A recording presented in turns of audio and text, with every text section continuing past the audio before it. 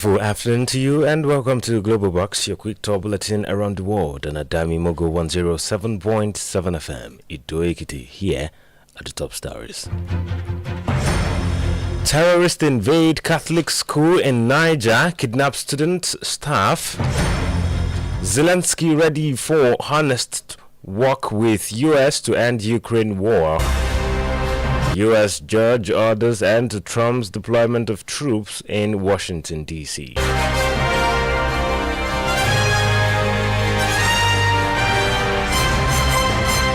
Many thanks for joining us on Global Box this afternoon. I am Ola Doi Ayegbusi. Now the news in detail. We begin from Nigeria's panic spread across the Papiri area of Agwara local government area in Niger State after terrorists attacked St. Mary's Catholic Secondary School in the early hours of today, abducting dozens of students. While different reports put the number at over 50, security sources and government officials say the exact number remains unclear as assessment continues. According to account shared with journalists, the attack occurred between 3 a.m.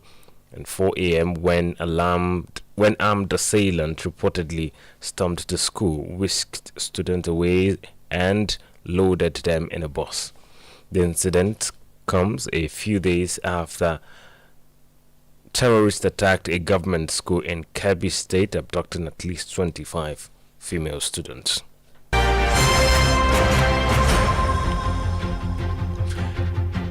The director of the Africa program at the Center for Strategic and International Studies, CSIS, Oge Onubogu, has recommended the engagement of faith communities, appointment of Nigerian ambassadors to the United States as part of ways to address insecurity in the West African country.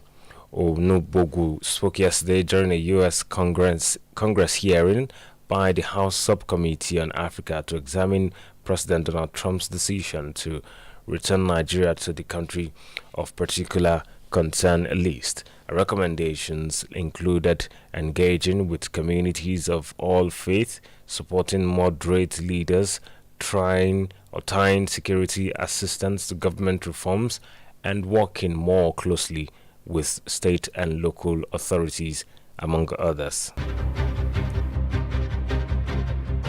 To the United States government, it's important to engage deeply and broadly with communities across Nigeria. The U.S. can play a constructive role, but it must avoid selective intervention and address the concerns of all Nigerians across all religions to prevent worsening sectarian divisions. It's important to rethink reactive quick-win actions that may seem beneficial to Nigerians, but could have larger and far-reaching negative impact. Prioritize security governance to help tackle the violence. The U.S. should reassess its security cooperation with Nigeria, focusing on building a program that prioritizes security governance and ties military support to tangible reforms.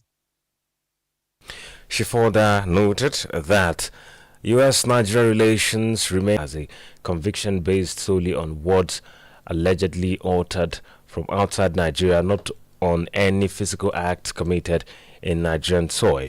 Speaking in an interview, Ejimako said the judgment relied on misguided prosecutorial policy and speeches extra.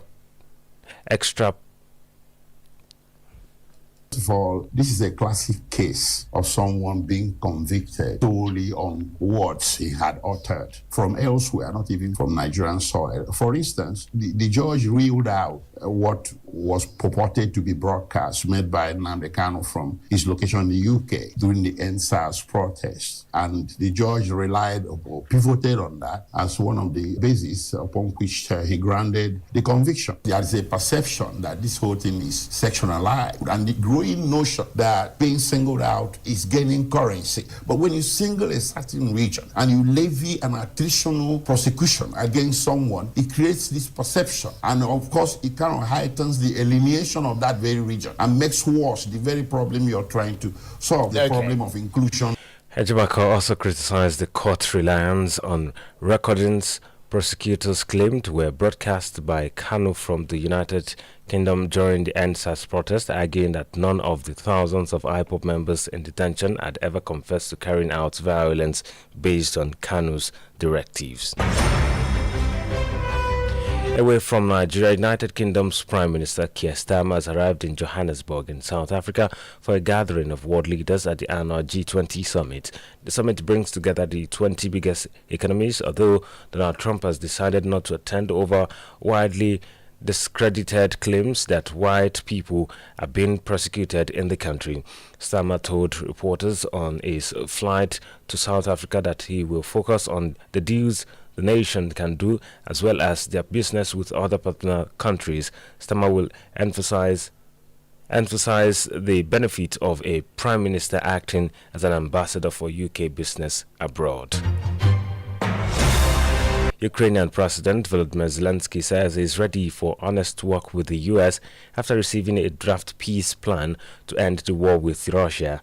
Several U.S. media outlets report that under the plan, Kyiv would give up areas of the Donbas in eastern Ukraine that it still controls, cut the size of its army, and pledged not to join NATO. In a separate statement, Zelensky's office said the Ukraine had agreed to work on the plan's provision in a way that would bring about a just end to the war, adding that the president is expected to speak with U.S. President Donald Trump in the coming days about the proposals, which also include plans for Ukraine to forego many of its weapons. But in a press briefing at the White House, Leavitt rejected suggestions that the plan demanded major concessions from Ukraine and said the U.S. president supports it.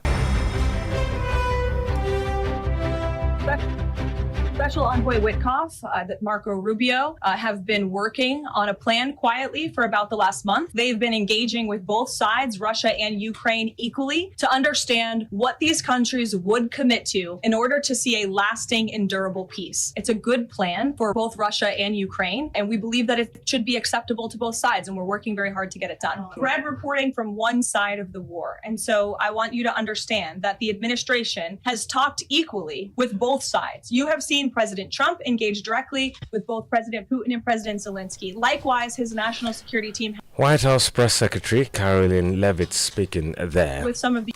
You're still listening to Global Box on Adamimogo 107.7 FM. Edo Ekiti coming up next. U.S. judge orders end to Trump's deployment of troops in Washington, D.C. Do join us again. Hello, great people of Ekiti State and beyond. Are you planning a private event, political meeting, family gathering, club meeting for 50 to 100 guests? Look no further. Introducing the Adamimogo Event Hall, your perfect venue, located right inside the Olujudo Palace compound at Adamimogo 107.7 FM, Do Ekiti. We offer spacious and clean environment, ample parking space, tight security, media coverage, and publicity on our fast-growing and social media platforms. All of these at an affordable rate. To book or make inquiries, visit us today at Olujudo's Palace, Edo Ekiti, or call 0803-526-5812 or 0916-340-0878. You can also call 0806-511-4430 or 0806-380-8891. At Adamimogo Event Hall, your event, our pride. Welcome back and thanks for joining us again. You can subscribe to our YouTube channel and follow us on Facebook via Adamimogo 107.7 FM Edo Ekiti. For happenings around your needs and inquiries, please contact our newsroom on 0915-786-8095. Now to the rest of the news. The United States federal judge has said the Trump administration must pause its deployment of National Guard troops to Washington, D.C., a setback for the president's push to send the military into cities across the country. U.S. District Judge G.I.A. Cobb temporarily suspended the deployment in a ruling yesterday, responding to a lawsuit filed by city officials who said Trump had powers and was using the military for domestic law enforcement. Cobb, who said in a decision that the president cannot deploy soldiers for whatever reason he wants, gave the Trump administration 21 days to appeal the order before it goes into effect.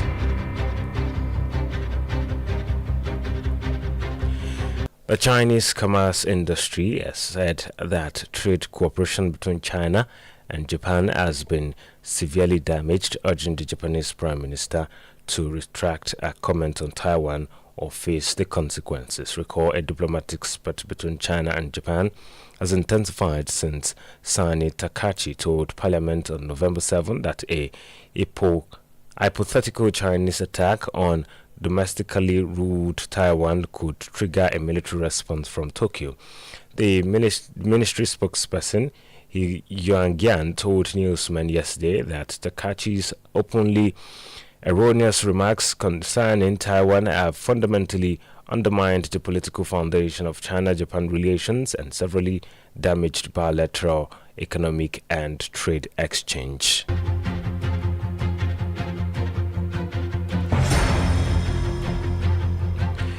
Miss Mexico Fatima Bosch has been crowned Miss Universe at a ceremony in Bangkok, marking the end of an exceptionally scandal-filled pageant season. Recall that the 25-year-old contestant had walked out of an event earlier in November after a Thai official publicly berated her in front of dozens of contestants and threatened to disqualify those who supported her. This comes as one of the world's longest-running beauty pageants faces questions of its relevancy in the midst of the declining audience. The contest's latest result has added to the controversy, with news of Miss Mexico's win instantly dividing opinion online. And finally, on sports this afternoon, Atlanta head coach Rafael Palladino has voiced strong support for Nigerian forward Ademola Lookman despite the forward's slow start to the season and ongoing transfer speculations. Lookman has scored just once in 10 appearances across all competitions after a difficult summer in which he was unable to secure a transfer despite interest from several top European sides. Speaking to reporters, the coach described Lookman as an important figure in his plans and emphasized the personal effort he has made to reconnect with the players. And with that sports story, we end this edition of Global Box on Adamimogo 107.7 FM, Edo Ekiti. Just before we go, the highlight again. We told you that here in Nigeria, panic has spread across the Papiri area of Agwara local government area in Niger State after terrorists attacked St. Mary's Catholic Secondary School in the early hours of today, abducting dozens of students.